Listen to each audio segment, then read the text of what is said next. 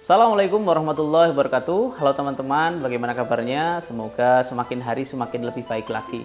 Tahukah teman-teman, ada sebuah fakta yang menarik dalam bisnis bahwa 80% pemasukan sebuah perusahaan itu berasal dari 20% pelanggan.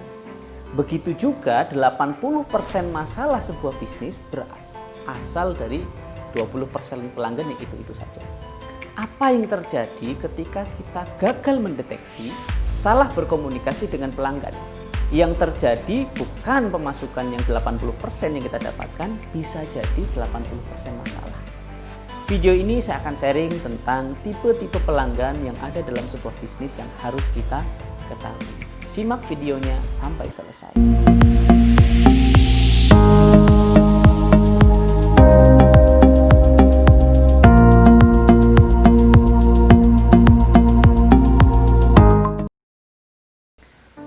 Ada hukum Pareto, hukum 80-20, bahwa 80% hasil bisa didapatkan dengan kita mengerjakan 20% saja.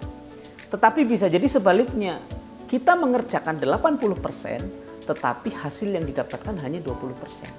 Nah, di dalam bisnis hukum Pareto itu juga terjadi. Ya, 80% pemasukan berasal dari 20% pelanggan, 80% masalah juga berasal dari 20% pelanggan yang itu saja. Maka dari itu kita harus mengenali mana yang menjadi sumber pendapatan, mana yang menjadi sumber masalah. Ya, tipe-tipe pelanggan yang bikin pemasukannya berlipat dan tipe-tipe pelanggan yang bisa membawa masalah besar. Nah, tipe-tipe pelanggan apa saja? Kita simak. Yang pertama, pelanggan A. Pelanggan awesome, pelanggan idaman. Mereka adalah pelanggan yang sangat dibutuhkan oleh kita sebagai pemilik bisnis.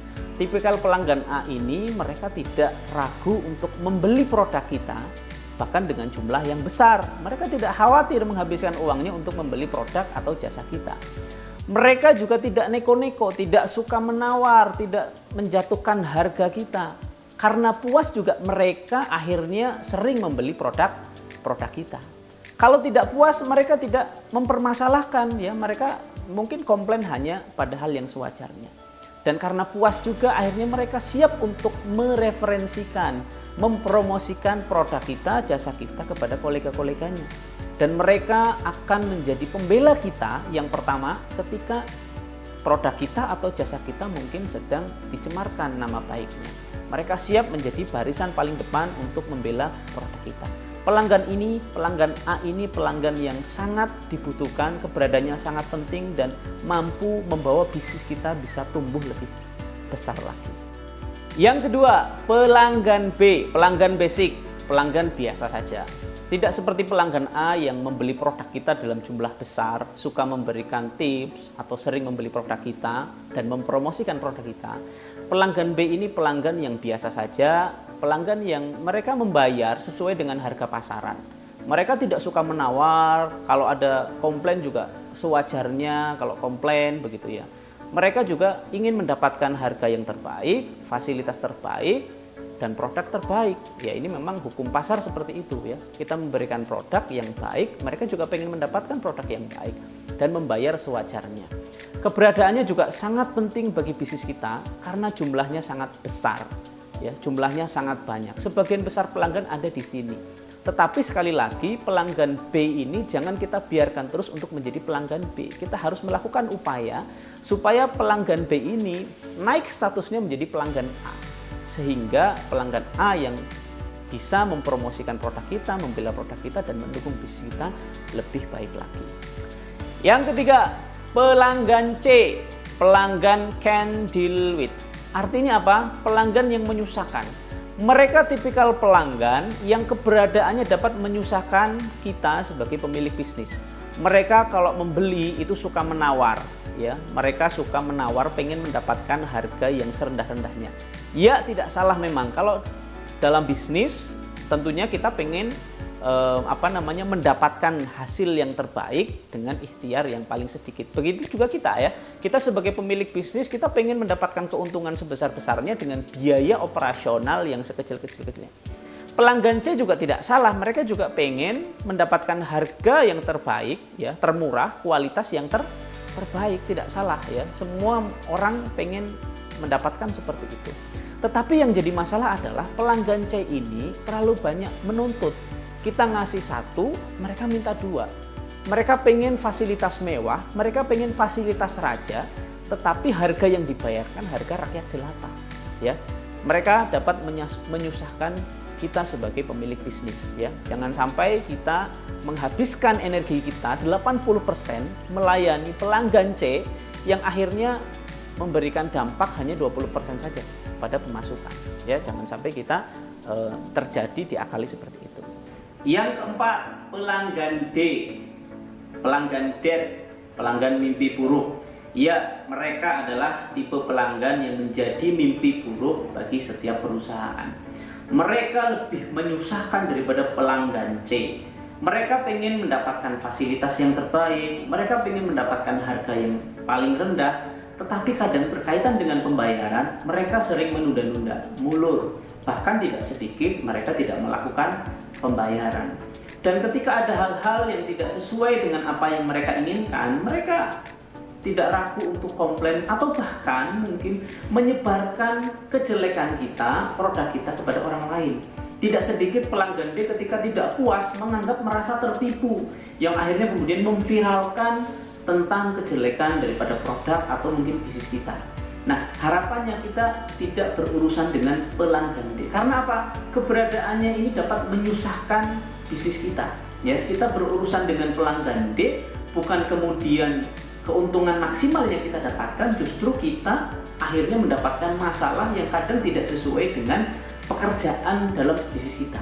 Ya, mereka menyusahkan kita. Mereka ingin pelanggan D ini menang, begitu ya. Ketika tidak puas, mereka ingin menang dan mereka ingin kita kalah. Mereka apalagi ketika sudah sampai ke hal-hal yang mungkin berkaitan dengan hukum, mereka pengen kita punya bisnis, kita punya produk, kalau bisa bisnisnya ditutup. Ya, tidak sedikit mungkin teman-teman pernah mendengar ya ada kasus ya tentang viral sebuah produk atau mungkin viral sebuah masalah berkaitan dengan transaksi keuangan dan sebagainya. Itu contoh ketika kita berinteraksi dengan pelanggan D. Jangan sampai kita berinteraksi dengan pelanggan D karena sekali lagi keberadaannya dapat menjadi masalah besar bagi keberadaan bisnis kita. Satu saja pelanggan D itu menjadi masalah besar, apalagi kalau jumlahnya banyak. Ya, maka dari itu kita harus siap-siap. Kita harus mengenali dan kita harus melakukan antisipasi ketika ada tipikal pelanggan-pelanggan D yang membuat masalah bisnis kita menjadi lebih besar dan lebih berat.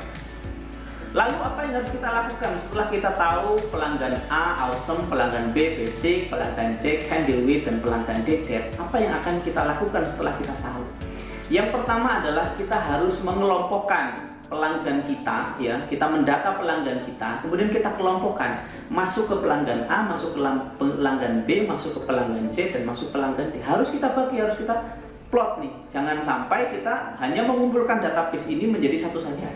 Kenapa kita tidak boleh memasukkan database ke dalam satu wadah? Karena apa? Ketika kita melakukan promosi, kita melakukan penawaran, ya ada hal-hal berkaitan dengan mungkin membuka cabang baru, diskon dan segala macam yang kita sebarkan dan informasi itu ditangkap oleh pelanggan C dan pelanggan D. Ingat, yang terjadi adalah menyusahkan dan bisa jadi masalah, ya. Maka dari itu kita harus memisahkan dulu nih mana yang masuk dalam kategori pelanggan awesome, ya, pelanggan basic, pelanggan can deal with, dan pelanggan debt. Kita harus pisahkan, jangan digabung, pisahkan. Yang kedua, setelah kita tahu, ya, kita kelompokkan, kita kategorikan masing-masing pelanggan ini ke bagian-bagiannya, ke wadah-wadahnya. Yang berikutnya adalah berhentilah berkomunikasi dengan pelanggan C dan pelanggan D. Ngapain kita melakukan penawaran, promosi dan segala macam kepada pelanggan C, apalagi pelanggan D yang akhirnya sekali lagi menyusahkan. Ya, kita melakukan promo gratis sekian, diskon 50%, mereka minta tambah diskonnya kalau bisa 90%. Kita sudah memberikan fasilitas ini, pelanggan D bahkan mungkin tidak melakukan pembayaran. Sekali lagi yang kita dapatkan akhirnya apa? Ya, kesulitan, masalah, dan itu tidak berdampak signifikan terhadap pertumbuhan bisnis kita. Jadi berurusan dengan pelanggan C dan pelanggan D kita stop. Bagaimana kalau mereka datang menghubungi kita atau mungkin datang ke tempat kita, chat dengan kita? Apa yang harus kita lakukan terhadap pelanggan C dan pelanggan D? Ya kita jawab saja sewajarnya, ya. Kita jawab semestinya, tidak usah dibuat yang aneh-aneh. ya. Apalagi pelanggan D, kalau bisa ketika menghubungi, ketika datang, ketika chatting, tidak usah kita layani. Ya, itu yang kedua. Yang terakhir, yang ketiga adalah bangun komunikasi yang baik dengan pelanggan A dan pelanggan B. Kita sudah mengkategorikan, kita sudah mengelompokkan pelanggan A apalagi dan pelanggan B. Yang berikutnya kita jalin komunikasi. Kita kalau bisa memberikan promosi-promosi, ya, kita berikan voucher diskon, kita berikan promo-promo yang menarik kepada pelanggan A dan pelanggan B. Tujuannya apa? Tujuannya sekali lagi harapannya mereka dapat menyambutnya dengan baik sehingga berdampak terhadap pemasukan yang bertambah, ya. Apalagi ketika promo itu ditangkap oleh pelanggan A, tentu mereka sangat menyambut promo ini dengan lebih baik dan mereka tidak segan untuk mendistribusikan atau mempromosikan, mereferensikan promo ini kepada kolega-koleganya, yang itu akan sangat berdampak terhadap pertumbuhan bisnis kita, ya. Jadi itu yang harus dilakukan. Pelanggan A, pelanggan B, kita intensifkan komunikasi kita. Kalau perlu kita tahu tanggal lahirnya, kita sampaikan, kita berikan ucapan selamat ulang tahun. Ketika hari raya, kita kirimi mungkin dengan parcel atau mungkin kita kirimi dengan ya sekedar mungkin ucapan selamat, kita SMS, kita WA, dalam rangka membangun komunikasi, ya, karena mereka inginkan adalah komunikasi intensif. Ada promo baru, produk baru, sampaikan kepada pelanggan A, ya, pelanggan B. Nah, itu mungkin yang bisa kita lakukan setelah kita tahu tipe-tipe pelanggan. Sekali lagi, kita salah mengenali pelanggan, akhirnya bisa jadi yang kita dapatkan adalah masalah. Ketika kita mengenali dengan baik pelanggan, apalagi pelanggan A dan pelanggan B, harapannya kita bisa mendapatkan impact yang besar, progres 80% berupa pemasukan dan pendapatan yang berlipat. 20% waktu yang kita lakukan, usaha yang kita lakukan untuk pelanggan A dan pelanggan B, tetapi hasilnya adalah 80%.